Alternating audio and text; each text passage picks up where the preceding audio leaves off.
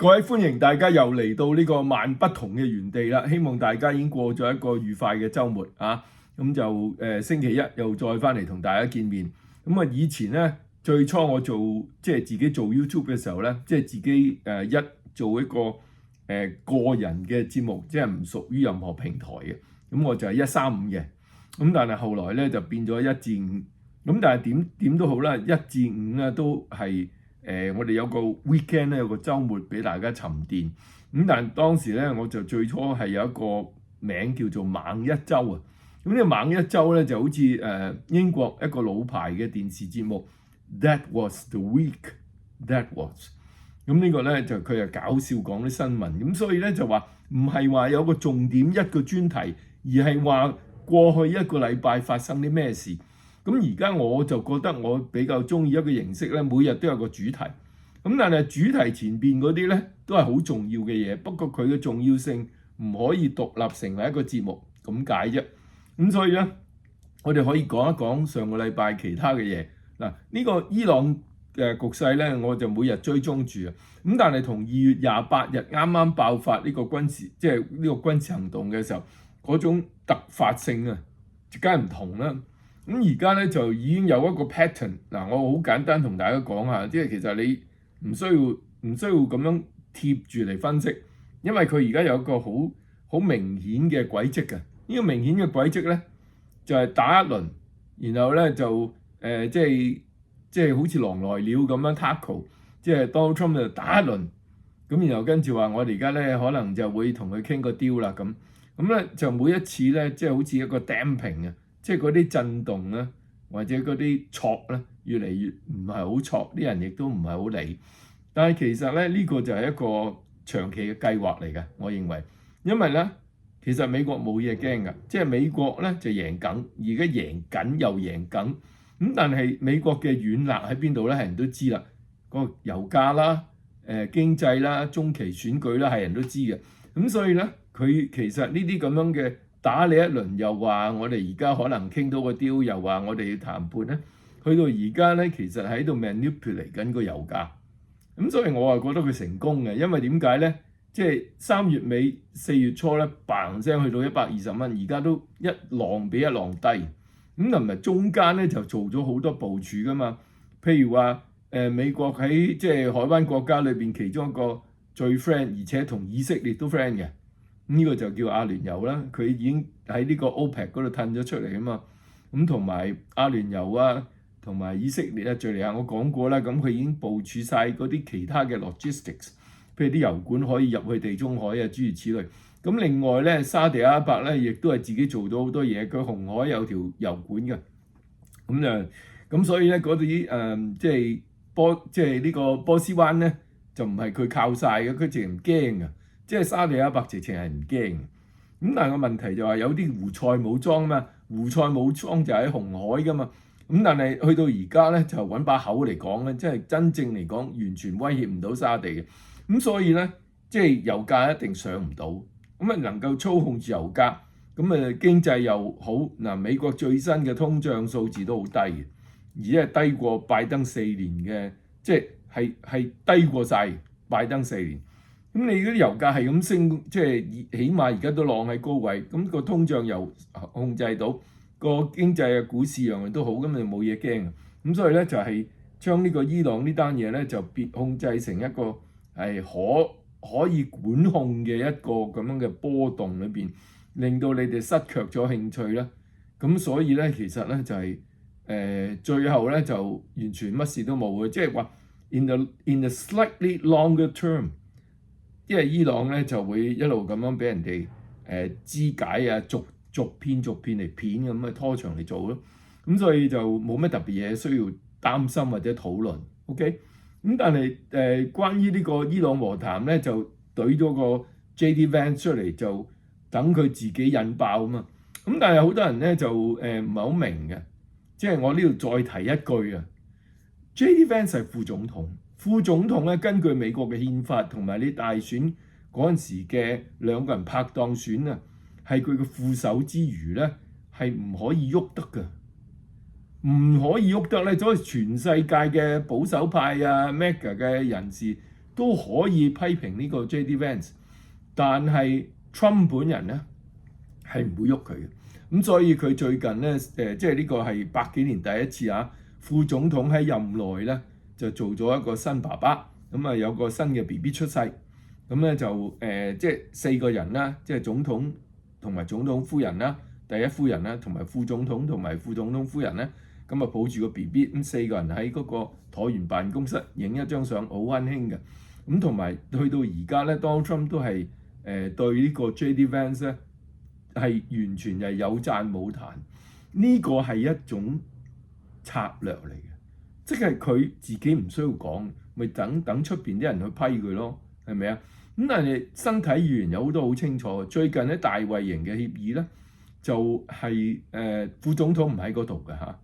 但係大衛營咧喺美國總統嘅嗰個即係施政啊、運作啊、整個白宮啊係好。即係整個特朗普內閣，即係以前歷史嚟講，係一個好重要、關鍵嘅地方，去發表一啲嘢或者決定一啲決策。咁咧就做咗個記者會啦。我哋見到咧，就 Donald Trump 嘅右手邊咧就坐住呢個 Marco Rubio， 左手邊咧就係呢個戰爭部長 Pete Hegseth。然後咧就講到好多好重要嘅嘢。咁呢個咧就係嗰個權力嘅核心啦。同埋你要睇翻一啲身體語言同埋嗰啲包裝。特朗普咧就唔係打紅色呔，即係如果你話 MAGA 嘅人個個打條紅色呔咧，就喺度即係身份認同嘅一種嘅象徵。特朗普咧就打一條藍色嘅呔 ，Marco Rubio 咧又係打一條藍色嘅呔，而且藍色有好多通㗎嘛，佢兩個嘅藍色好似係同一個色調嚟嘅，咁咧兩個嘅深色西裝咧都係一樣嘅。即係好似兩兄弟，好似制服一樣。咁啊 Pete Hegseth 咧一如既往啊，佢就係特別啲嘅。Donald Trump 咧唔中意人哋着唔係黑色嘅皮鞋，咁啊成日送啲鞋俾人，即係話呢啲鞋好肉酸。咁但係咧呢個 Pete Hegseth 咧係特別批准佢着啡色鞋，所以佢咧着咗，我諗佢今次都係着啡色鞋，因為有性格啊嘛。咁就即係有通用嘅，即係個個都唔得，一定要你着我同一個牌子嘅深色黑色唔係深色黑色皮鞋啊。咁但係咧 Pete Hegseth 咧着咗一件淺灰嘅西裝，咁但係即係一個咧就有性格戰爭部長係咪係佢嘅愛將，另一個咧就係基本上咧其實佢冇講咧，我認為係佢嘅接班人嚟嘅，就係 Marco Rubio， 同一樣嘅西裝，同一種顏色嘅。唔係紅色啊嘅領呔，咁啊3個人喺度咧就代表咗而家美國政府嘅真正嘅權力同埋決策嘅地方。咁咧其實咧即係我哋見到曼斯喺嗰個搞和談啊，喺 Joe Rogan 嗰個，佢已經自己引爆咗，咁咪等佢係咁樣碌完係嘛架空㗎啦，係咁碌完呢個任期。咁啊到時如果你真係想選總統嘅，睇下喺幕後啊。Marco Rubio 同佢之間係點樣喺共和黨裏邊睇下其他啲大佬點睇，我啊覺得咧，即係我就買 Marco Rubio 啦，即係應該 J.D. Vance 就冇行啦。如果佢而家能夠唔講嘢，褪翻落嚟，痛定思痛咧，佢而家咁後生係咪啊？又冇話同你反面，你喺 Marco Rubio 做總統嗰4年裏邊，你能夠修改自己嘅政治理念。同埋思考你嘅意識形態，你唔好再企喺嗰邊啊，係嘛？嗰啲叫做 woke right， 即係嗰啲即係右膠啊！你唔好再企喺嗰邊孤立主義啊，做翻啲嘢係黐翻落去 Donald Trump 嗰度，你仍然有機會。但係如果你再喺嗰邊越行越遠咧，就根本就冇人睬你嘅。你諗下，即係其實 Tucker Carlson 而家佢嗰啲收視率都跌到即係慘不忍睹。呢個 Candace Owens 咧就變咗一個即係 KOL 界嘅蔡楓華，即係好似4大癲王咁樣，即係做嗰啲嘢，即係根本都冇人理嘅，即係可能睇下佢點樣誇張、點樣無聊、點樣荒謬，但係即係冇乜人跟㗎啦，其實咁啊已經佢都脫離咗共和黨啦，係咪啊？即係你 Tucker Carlson 喺共和黨裏邊嘅支持去到個位數字，然後佢脫離埋共和黨，咁樣你呢個係咪啊？JD Vance 如果再行呢條路，其實即係盞搞嘅啫。所以咧，我覺得咧，即係其實好明朗化嘅。其實而家，但係咧，總統、副總統係一定唔會抹面嘅，因為佢都冇做過任何嘢，亦都冇人話要彈劾佢。咁所以咧，佢嗰個任內嘅位置咧叫做穩如泰山。但係副總統係冇 portfolio 嘅，即係冇部門嘅，即係所以話唔俾佢做任何嘢，或者俾啲即係閒嘢佢做咧，佢就變咗一個閒角㗎啦。我睇翻好多歷史，因為呢啲美國嘅政治一定要睇歷史嘅。尼克遜嘅第一個副總統呢個 Agnew 咧，艾格紐咧，其實冇咩做過，即係後尾因為呢啲貪污醜聞自己要落台啦。咁另外咧就卡達做咗4年，佢個副總統 Mondale 咧，亦都冇乜嘢做過。即係話副總統可以係絕對係一個虛位嚟，絕對係一個虛位。同埋咧即係有好多副總統咧，佢根本都冇諗過跟住要選總統嘅，即係話係一種妥協，然後俾佢做副總統喺度捱，即係8年又好4年又好，即係喺度即係一個養尊處優嘅虛位，即係冇佢又唔得咁解。咁所以咧，而家 JD Vance 咧，佢中意做乜嘢都唔緊要。Donald Trump 就一定唔同佢反面。不過問題咧就話佢嗰種政治理念同主張咧，已經係被完全邊緣化。所以美國跟住做咩行動咧，就係睇呢個 Marco Rubio 點行。嗱，睇到呢度咧，我仲要講少少。Marco Rubio 咧而家打緊呢個國際法庭，好狠咁樣打落去。咁呢個係符合美國利益，因為呢個國際法庭咧係一個邪惡組織，而且係違反美國利益嘅，而且咧美國一路都冇參加過。咁但係呢樣嘢咧，我覺得仲有一個重要嘅嘢咧，就係話呢個 ICC 咧係一路對住呢個內塔尼亞胡，然後對佢即係做一啲可能有實質作用嘅破壞、傷害同埋打擊。咁所以咧，美國喺度打 ICC 咧 ，Marco Rubio 帶頭去做一啲嘢，呢樣嘢咧係亦都係幫緊以色列同埋幫緊內塔尼亞胡。咁所以呢樣嘢大家要留意啦嚇。今日嘅主題咧其實有3部曲，就係講邱達嚇，呢個佢叫 Shuta。咁呢個 Shuta 咧，呢個地方咧就其實冇乜人知道佢存在，但係突然間搞咗一個一鑊泡出嚟，咁咧就好多嗰啲所謂時事評論員咧，佢哋都冇興趣，或者佢冇警覺性啊。咁我要讚下咧，就話劉細良雖然係一個點樣嘅人，我哋心知肚明，佢本身嘅即係嗰個即係個人嘅品德係唔需要評論，即係冇㗎嚇。OK，咁但係我又覺得，就算你係一個人渣，如果你有料嘅話咧，都好一個平庸嘅無能嘅人。咁啊，當然有啲人又平庸又無能又係人渣，例如蕭若元。咁所以就話，如果你睇燈神定睇城寨咧，如果你真係要睇呢啲垃圾咧，你睇城寨好啲，因為城寨咧係唯一即係應該有2個啦，即係除咗我之外啊，係喺即係呢個邱達爆發呢個難民潮嘅大災難咧，係得呢幾個講嘅，其他啲人都冇講，咁佢都冇興趣或者唔知道發生啲咩事，咁啊就話即係所以咧就係話其實不以人廢言。不過我嘅睇法咧，我就覺得深入好多，因為咧睇翻我3部曲嘅文章，希望大家支持我嘅 Patreon。其實咧係有好多個角度同埋有好多背景咧係要睇嘅。第一個咧，我認為咧就係呢個所謂歷史嘅問題。歷史嘅問題咧就話我哋仲要係破解呢啲左翼嘅嗰個敘述。即係佢話呢啲咁嘅非法移民或者難民或者無證嘅migrant 啊 undocumented 嘅 migrant， 佢哋咧就認為咧呢個咧係嗰啲白人至上嘅發達國家帝國主義殖民主義係去迫害嗰啲即係落後國家啊或者係非白人嘅社會，咁有好多種族歧視嘅成分啊，呢個係佢哋嘅敘述。咁我用歷史咧就話大家要睇翻1956年香港即係點樣去嚴格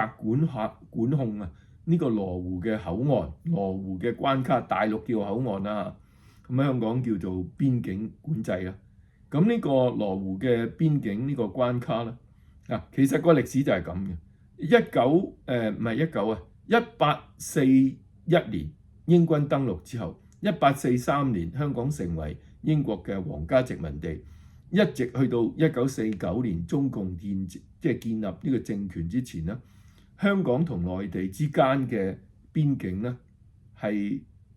英國嘅統治嘅嗰個理念咧，係對華人不設防。如果係第二啲人佢會管嘅，但係如果係華人進出咧，佢係寬容同埋唔去限制嘅。因為好多香港人咧，其實佢就聲音兩邊走，好多所謂香港人咧，佢都係廣州同埋廣東地方嚟嘅。咁一路都係咁噶啦。你睇我《金色圍城》嗰本書好清楚，其實香港嘅華人都唔係土生土長，真正嘅原住華人注意唔係新界嗰啲新界嗰啲唔係原住民嚟㗎。因為點解咧？喺呢個拓展界址專條，即係簽呢個99年租約，即係1898年之前咧，嗰啲地方都唔係香港一部分。咁所以香港嘅原住民得好少，就係嗰啲水上人同埋英軍登陸嘅時候喺港島嘅南部嗰啲村裏邊嘅人，即係嗰啲咩筲箕灣大潭赤柱呢啲地方原本住喺度嘅人，但係嗰啲好少嘅，好少嘅。咁所以9成9嘅香港華人咧，都係英國攞咗呢個殖民地，建立咗呢個殖民地喺大陸落嚟嘅啫。咁但係呢班人咧就係成為香港嘅整個構成嘅主要部分，同埋係香港嘅經濟文化發展嘅重心嚟。冇人嗰個城市係冇意思。咁所以咧，英國100幾年嚟咧，對於華人入嚟同埋離開咧，佢唔管制嘅。咁但係去到49年成立咗呢個中共政權咧，就最初爆發啲難民潮啦。咁所以49年之後係第一次係真係關閉咗呢個邊境，有一個嚴格嘅管制，唔係話冇掩雞籠。咁但係去到5、6年咧，就所謂百花齊放咁就好似大陸又穩定咗啦。咁香港嗰啲左翼自由派同埋英國裏邊嘅一啲開明嘅評論同埋政府裏邊好多人咧就同呢個葛量洪總督講啦，佢話而家可以開翻啦，我哋100幾年嚟都係唔限制啦，開翻啦，一開就湧入一批難民。咁嗰啲係經濟、政治同埋各方面嘅移民。我想講一樣嘢就話，大家都知道啦，香港嗰啲人同廣東嗰啲人喺文化、歷史族裔係完全一樣噶嘛。香港嗰啲華人咧，其實冇分別㗎。你而家睇翻原來謝賢都係廣州出世，鄧光榮都係1959年偷渡嚟香港，咁佢哋都係正宗嘅廣東人，但係佢哋同香港嘅中華文化其實結埋一齊分唔到嘅。你我鄧寄塵嗰啲都係兩邊走嘅文化人嚟嘅。OK， 咁所以其實冇分別嘅。咁但係所以5、6年你話大陸穩定咗，咪開翻咯，好似以前咁咯。一開就失控，冇法子頂住，所以就係話呢個唔係嗱。所以你個邊境當兩個地方，一個經濟同埋文化、政治各方面都係完善穩定，另一個地方咧就係一個 basket case 係咪一個好亂嘅地方咧？咁就算文化族裔完全一樣咧，你嗰個高低嘅唔同嘅水平線咧，你都會有一個危機。咁所以咧呢個邊境嘅問題、邊防嘅問題同埋阻截嗰啲非法入境者嘅問題咧，絕對同種族主義係無關嘅。OK， 呢個係無關嘅，呢個就係5、6年香港嘅經驗可以睇到。同埋咧，我睇翻咧就話香港嘅歷史教訓就係話咩咧？其實兩個國家或者兩個唔同嘅政治地區，佢之間嘅雙邊關係咧，唔係單方面睇嘅。即係話點解去到文革中期嘅70年代嘅時候，大陸嚟香港偷渡嘅人少咗好多咧？其實想偷渡過嚟香港嘅人冇減少到，因為中共為咗自己嘅國際形象為咗嗰陣時已經係尼克遜訪華啦，同埋主要嘅西方國家全部都同佢建立全面嘅外交關係啦，日本又建埋交啦，係咪啊？咁所以咧佢有個國際形象好多嘢考慮嘅，咁所以就話當一個地方佢佢感覺需要限制嗰啲非法偷渡者由佢嗰度出嚟咧，咁呢個即係治本嘅，即係揾到個根源。咁所以咧 Donald Trump 上任之後咧，佢用咗好多壓力撳落去呢個墨西哥度，咁所以個源頭減廢啊，源頭少咗，因為墨西哥偷渡入美國喺拜登嗰4年失控啊，嗰啲都唔係墨西哥人嚟嘅，以前就係墨西哥人，因為嗰啲係其他唔止係南美啊、中東啊、非洲啊、印度啊、中國大陸啊，即係全世界嘅人都係經過墨西哥呢個自由通道衝入去美國，完全失控嘅。咁呢個就係墨西哥主動放佢入嚟噶嘛，係咪啊？咁所以 Donald Trump 咧就俾墨西哥壓力，自己又有嗰啲邊防嘅控制，咁所以就由不受控制嘅唔知幾多百萬人，去到變咗零啊！即係 Donald Trump 一上任咧，墨西哥邊界入嚟嘅偷渡者變咗零啊！咁所以就話你唔係淨係自己嘅政策，咁所以咧即係呢個又有5-6年香港嘅經驗，只要嗰個放偷渡客嘅人嘅地方咧，自己可以克制可以控制咧，就解決咗件事㗎。咁而家你睇到好明顯啦，英國嗰啲即係英倫海峽橡皮艇入嚟嗰啲人，其實你最關鍵就話點解法國係咁放嗰啲人出嚟？就係因為脫咗歐之後咧，因為嗰個法理嘅狀況變化咗，法國喺度玩嘢啊嘛，就放任不理啊嘛。咁所以你無論保守黨或者工黨，你真正要解決嘅問題，就算將來改革黨執政咧，你自己嚴防個邊境係有用嘅。最緊要你就話唔俾法國咁樣放任放嗰啲毒出嚟啊嘛。咁所以一樣嘢咧，就係呢個要睇美國嘅經驗嗱，放翻去呢度咧，就係左翼嘅嗰啲口號咧，同埋嗰個敘述咧，全面崩潰破產啦。即係我講西班牙邱達呢個事件，咁即係今日就講呢個主題，但係唔係單純講邱達，就話咧，去到星期日，佢已經有8萬人湧咗入嚟嘅，但係而家有成5萬人已經趕翻去。點解啊？因為呢個摩洛哥咧，唔係佢意思嚟噶嘛。其實成單嘢點解會發生咧？就係西班牙自己無啦啦整達啦啊嘛。佢嗰個最高法院咧就整到一條即係修改啊，就話唔可以即捕即解啊嘛。咁當然嗰個係俾人錯誤演繹，但係你控制唔到㗎，啲盲流嚟噶嘛。嗰啲盲流係冇即係。佢哋唔知道咁多嘢，即係佢哋個教育水平啊、認知好低嘅。咁但係佢哋一路都係好想入去歐洲，係咪啊？都係為咗利益啊，為咗生活啊，為咗好多個人嘅自私嘅利益嘅啫，唔係話俾人迫害嘅喺摩洛哥。咁啊，整個呢啲咁嘅第三世界嘅人湧入去咧，有好多當然係背後有一個邪惡嘅動機啦。但係有好多其實冇嘅，即係好似5-6年由大陸闖入嚟香港嗰啲人。其實佢真係想過一啲好啲嘅生活啫嘛，咁但係個問題咧，嗱當然咧，大陸湧入嚟香港，無論你係鄧光榮、許冠文、或者謝賢都好啦，咁佢融入嚟冇問題嘅。但係嗰啲喺摩洛哥嘅伊斯蘭信仰伊斯蘭嘅嗰啲咁嘅人入到嚟歐洲就好大鑊噶啦嘛。但係我想講一樣嘢就係話，點解而家可以成功？即係遣返翻幾萬人咧，就平息呢件事咧。因為呢個唔係摩洛哥嘅陰謀嚟噶嘛。摩洛哥個政府咧唔係諗住湧一批人過嚟啊嘛，佢冇咁嘅諗法噶嘛。但係你西班牙個最高法院搞咗啲咁嘅嘢，自己製造一個漏洞，製造一個缺口啊，咁咪失控咯。咁同埋嗰啲人口販子咧，嗰啲蛇頭咧，佢揾食賺錢都不擇手段噶嘛。咁所以呢啲咁嘅盲流咪湧入嚟咯。即係好似突然間你喺大陸，即係講幾廿年前，你話嗰啲抵壘政策就嚟要取消啦，或者而家咧就會特赦啦咁嗰啲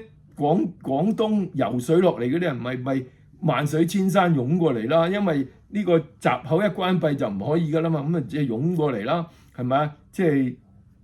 係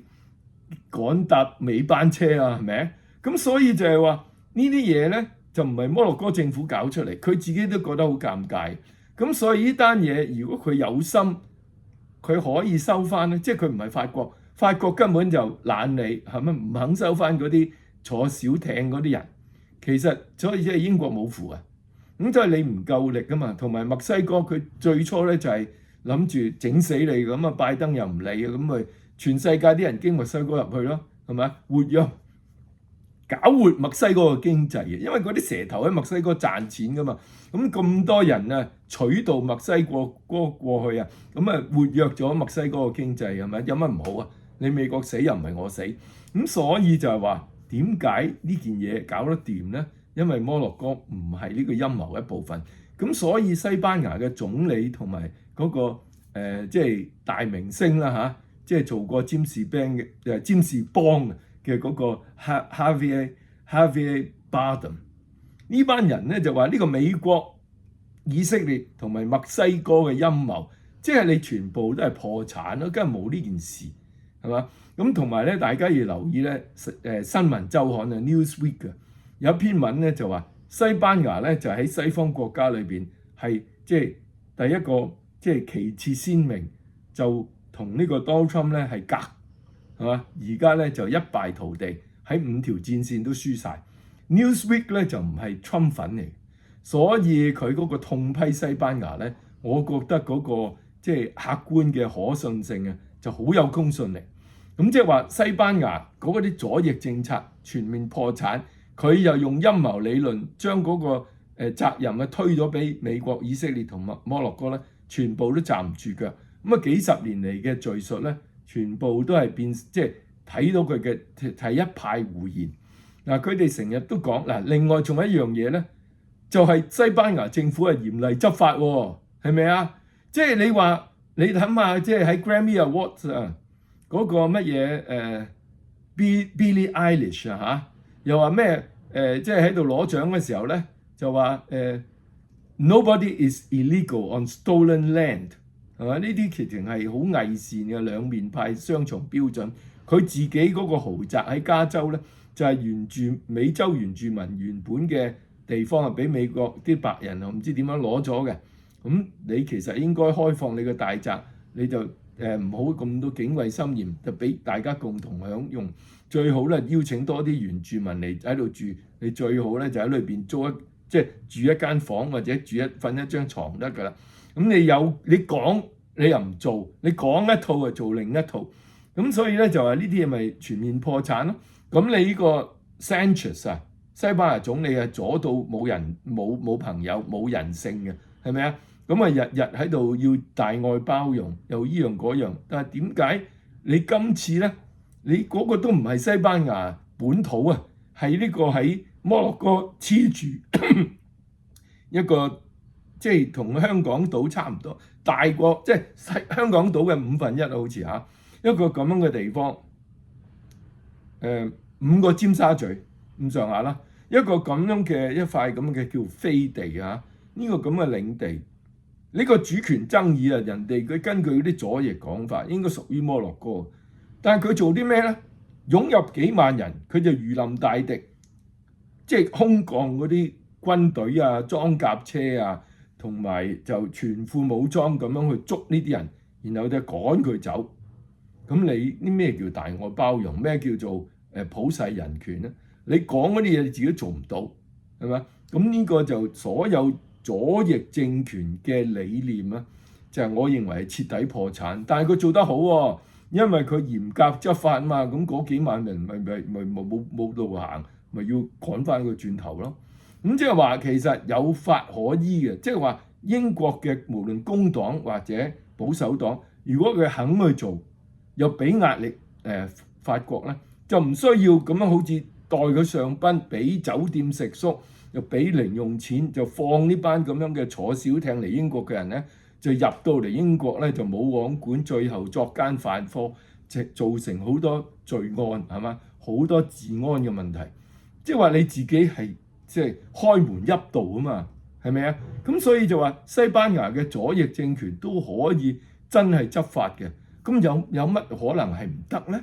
係咪？你唔肯做，或者你唔知為乜嘢原因係自己揾刀去插自己啊嘛？咁呢個咪進一步崩潰咯。咁所以就係話呢單嘢解決咗，咁啊證明左翼嘅意識形態係行唔通嘅，係虛偽嘅，係損害自己嘅國家利益嘅。咁同埋咧，我就覺得咧，即係你一路咁樣做呢啲嘢，一路咁睇翻特朗普兩任政府佢提出嘅意見同埋佢推行嘅政策，即係話咧，最後一句咧我就唔係Trump粉啦，但係我要講一句咧，Donald Trump嘅嗰個其中一個 slogan 咧，Trump was right all the time. Trump was right。注意喎，佢呢個英文咧係用 was 過去式啊，即係話咧，佢唔係話我係永遠正確，佢話你以前拗，以前鬧我，以前批判我，以前認為係我罪名，其實每一次都係我啱你錯。即係好似 Donald Trump 話呢個新冠病毒係中共嘅實驗室攞出嚟，咁而家證明佢啱啦。佢話呢個2016年民主黨操控嘅選舉係製造好多假嘢嘅。而家證明佢啱啦，係咪啊？奧巴馬同呢班人係就係做咗呢啲幕後嘅嘢，而家通晒出嚟啦。另外就係2020年嘅選舉係民主黨出千嘅，而家都證明咗佢啱嘅。你而家喺即係唔同嘅州，喺維珍尼亞，喺呢個Georgia， 即係嗰啲證據都浮晒出嚟啦。嗰啲完全係冇資格，唔係美國公民嘅都有，即係投晒票啊！咁而家民主黨拗咧就話：哎呀，嗰度你而家發現嗰度得6000幾票啫，影響唔到個結果。你發現係6000幾啫，但係你以前話一個都冇啊嘛，係咪啊？咁即係話 Trump was always right。Trump was right all the time。呢個注意呢個 was 咧，唔係話佢好叻，唔係話佢未卜先知，就話當日你拗嘅時候咧，你冤枉佢嗰啲，完全都係你錯。即係話咧，而家。即係我話單純，即係唔好講 Donald Trump 嘅嗰個建立嘅即係 achievement， 淨係講佢能夠揭露到嗰啲黑暗嘅嘢，嗰啲深層政府，嗰啲利益集團以前嗰啲真實嘅陰謀，同埋對自己國家嘅破壞，單純係嗰樣嘢啊，佢都可以成為美國有史以嚟最偉大嘅總統。咁啊，今日嘅節目就講到呢度，下次節目時間再見啦，拜拜。